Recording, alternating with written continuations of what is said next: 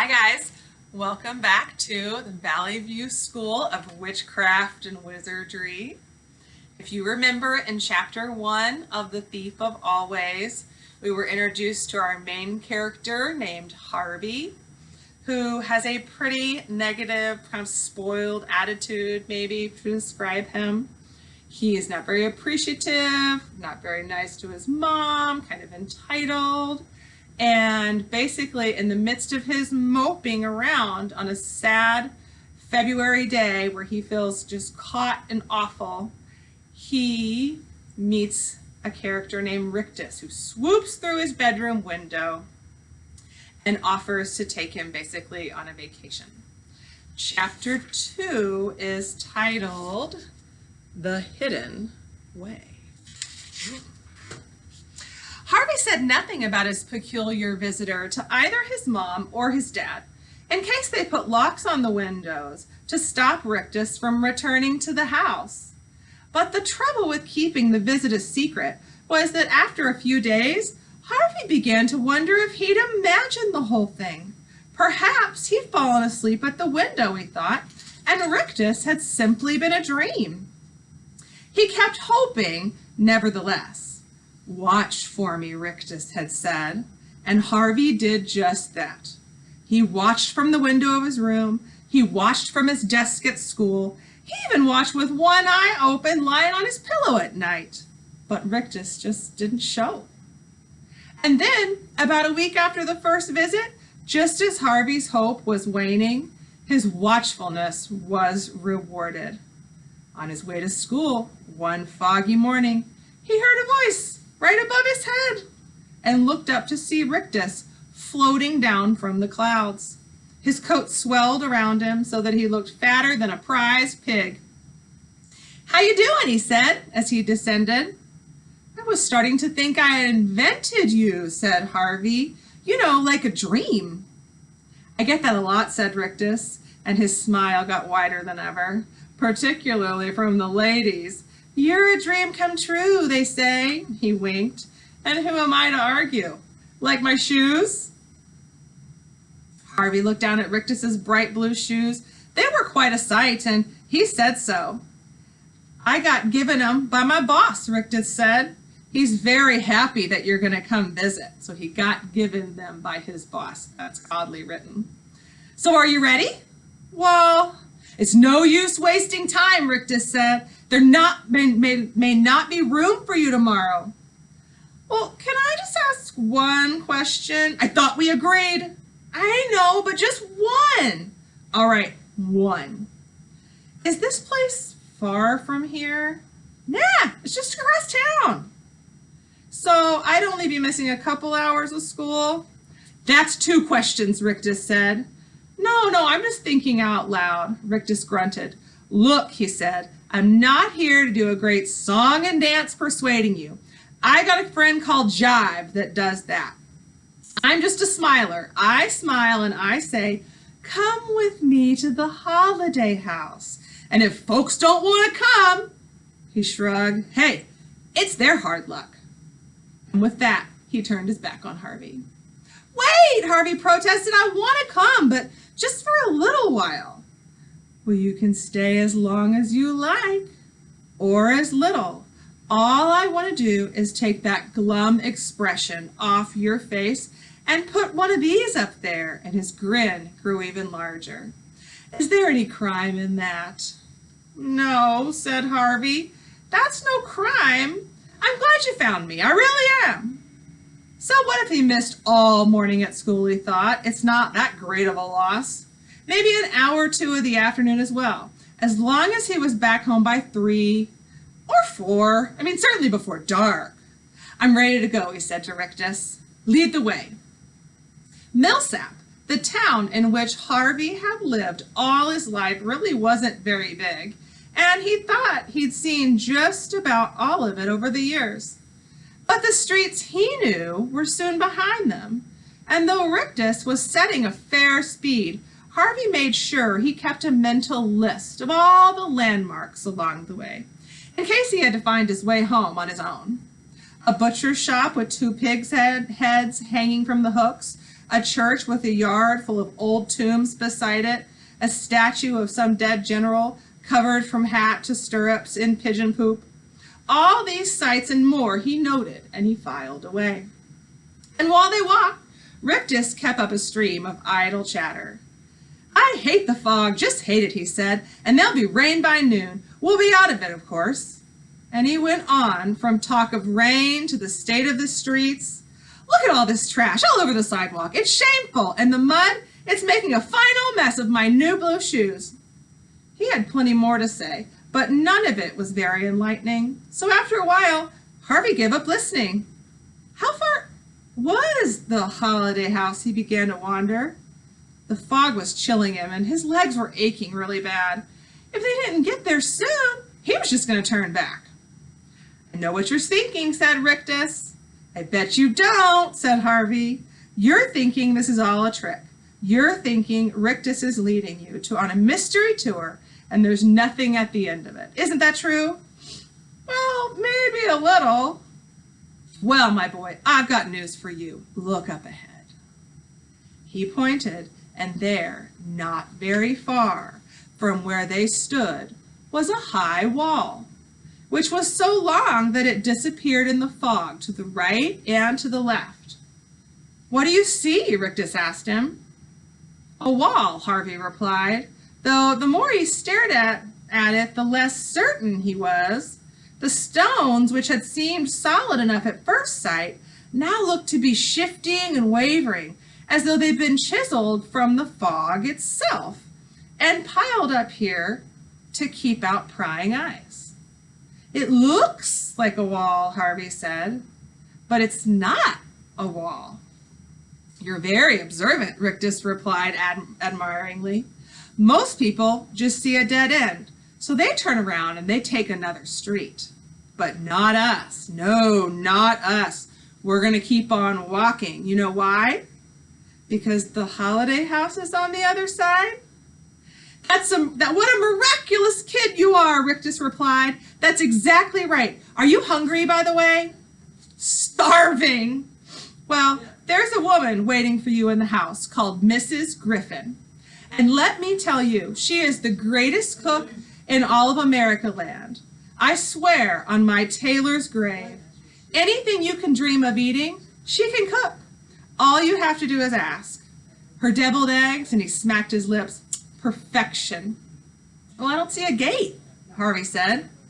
That's because there isn't one. So how do we get in? Well, we just keep walking, of course. Half out of hunger, half out of curiosity, Harvey did as Rictus had instructed, and he came within 3 steps of the wall. When he came within 3 steps of the wall, a gust of balmy, flower-scented wind slipped between the shimmering stones and kissed his cheek. Its warmth was welcome after his long, cold trek, and he picked up his pace, reaching out to touch the wall as he approached it. The misty stones seemed to reach him for him in their turn, wrapping their soft gray arms around his shoulders and ushering him through the wall. He looked back, but the street that he'd stepped out of, with its gray sidewalks and gray clouds, had already disappeared. Beneath his feet was grass and high and the ground was full of flowers. Above his head, the sky was midsummer blue, and ahead of him, set at the summit of a great slope, was a house that had surely been first imagined in a dream. He didn't wait to see if Rictus was coming after him, nor to wonder how the gray beast of February had been slain and this warm day had risen in its place. He simply let out a laugh that Rictus would have been proud of and hurried up the slope into the shadow of the dream house. Chapter 3 is titled Pleasure and the Worry.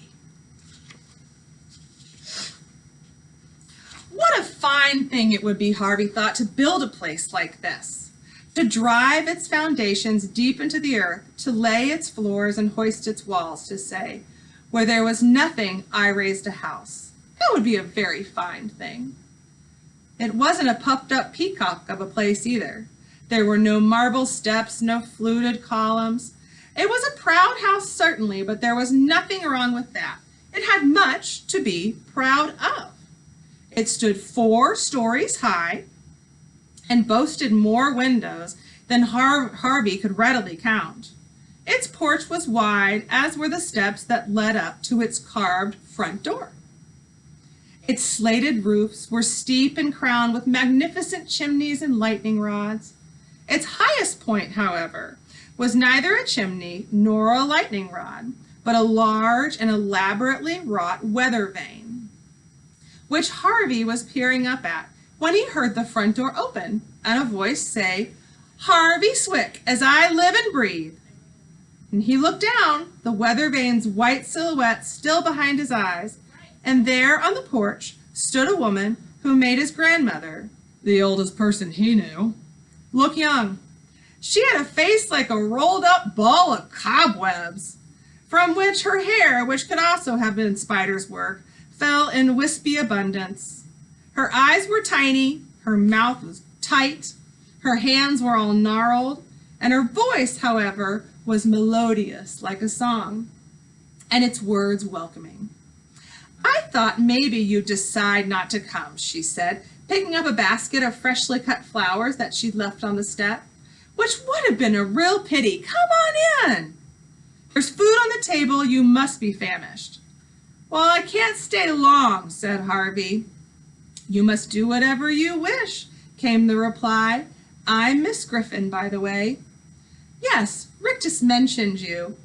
I hope he didn't bend your ear too much. He loves the sound of his own voice. That, and he loves his reflection."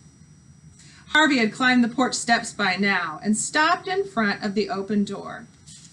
This was a moment of decision, he knew, though he wasn't quite certain why. "Step inside," said Miss Griffin, brushing her spider hair back from her furrowed brow. But Harvey still hesitated, and he might have turned around and never stepped inside that holiday house, except that he heard a boy's voice yelling, "I gotcha," followed by uproarious laughter. "Wendell," Miss Griffin said, "are you chasing the cats again?" The sound of laughter grew even louder, and it was so full of good humor that Harvey stepped over the threshold and into the house just so that he could see the face of its owner. He only got a brief look. A goofy, bespectacled face appeared for a moment at the other end of the hallway, and then a piebald cat dashed between the boy's legs, and he was off after it, yelling and laughing again. "He's such a crazy boy," said Miss Griffin, "but all the cats love him." The house was more wonderful on the inside than on the out. Even on the short journey to the kitchen, Harvey glimpsed enough to know that this was a place built for games, chaos, chases, and adventures. It was a maze in which no 2 doors looked alike. It was a treasure house where some notorious pirate had hidden his blood-stained booty. It was a resting place for carpets flown in dungeons and boxes sealed before the flood, where the eggs of beasts that the earth had lost were wrapped and waiting for the sun's heat to hatch them. "It's perfect," Harvey muttered to himself. Mrs. Griffin caught his words. "Nothing's perfect," she replied. "Well, why not?" "Because time passes," she went on, staring down at the flowers that she'd cut, "and the beetle and the worm find their way into everything sooner or later." Hearing this, Harvey wondered what grief it was Miss Griffin had known or seen to make her so mournful and sad. "I'm sorry," she said, covering her melancholy with a tiny little smile. "You didn't come here to listen to my dirges. You came to enjoy yourself, didn't you?" "Well, I guess I did," said Harvey. "So let me tempt you with some treats." And Harvey sat himself down at the kitchen table, and within 60 seconds, Mrs. Griffin had set a dozen plates of food in front of him. Hamburgers, hot dogs, and fried chicken, mounds of buttered potatoes, apple, cherry, and mud pies, ice cream and whipped cream, excuse me, tangerines, grapes, a plate of fruits he couldn't even name. He set to eating it with gusto, and was devouring his second slice of pie when a freckled girl came in with long, frizzy blonde hair and huge blue-green eyes. "You must be Harvey," she said. "Well, how do you know?" "Well, Wendell told me." "Well, how did he know?" She shrugged. "He just heard. I'm Lulu, by the way." "Did you just arrive?" "No, I've been here for ages. Longer than Wendell, but not as long as Miss Griffin. Nobody's been here as long as she has. Isn't that right?" "Almost," said Mrs. Griffin, a little mysteriously. "Do you want something to eat, sweetie?" Lulu shook her head. "No, thanks. I haven't gotten much of an appetite at the moment." She nevertheless sat down opposite Harvey and stuck her thumb in the mud pie and licked it clean. "Who invited you here?" she asked. "A guy named Rictus." "Oh, yeah, the one with the big grin." "Yeah, that's him. He's got a sister and 2 brothers," she went on. "You've met them?" "Well, not all of them," Lulu admitted. They keep themselves to themselves. "But you'll meet 1 or 2 of them sooner or later."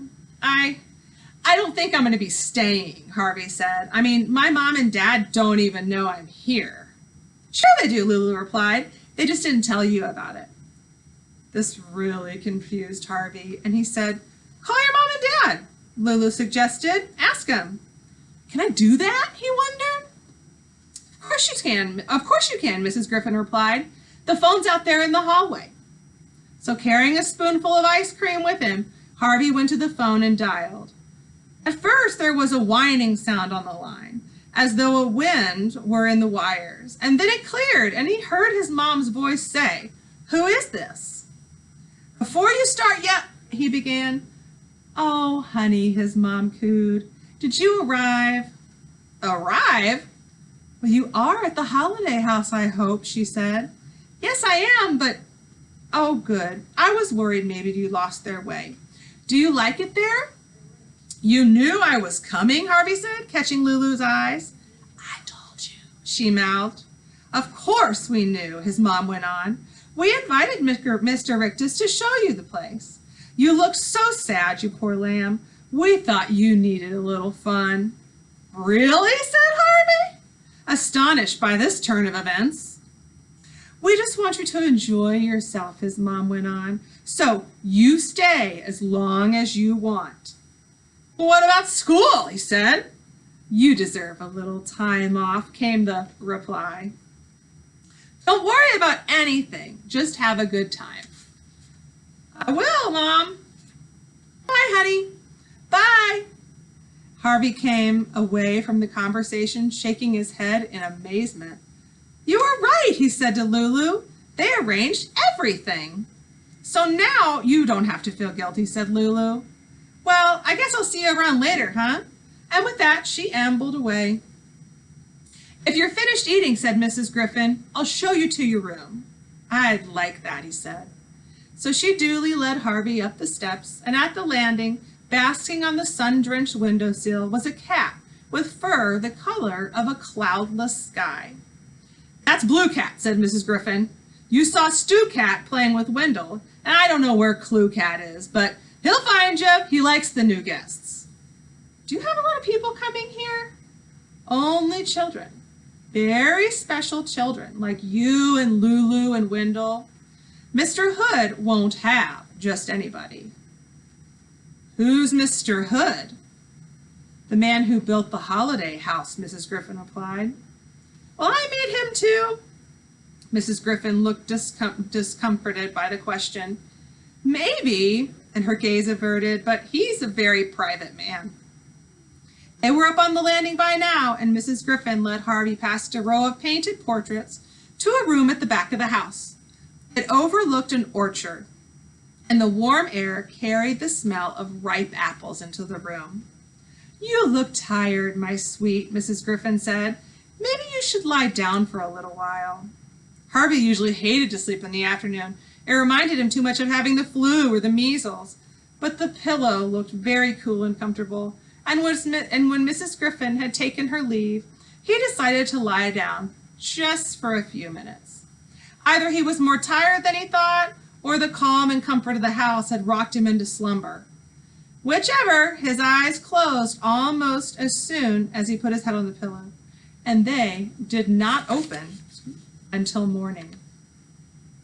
Chapter 4 is titled, we're stopping here, but chapter 4 is titled, A Death Between Seasons.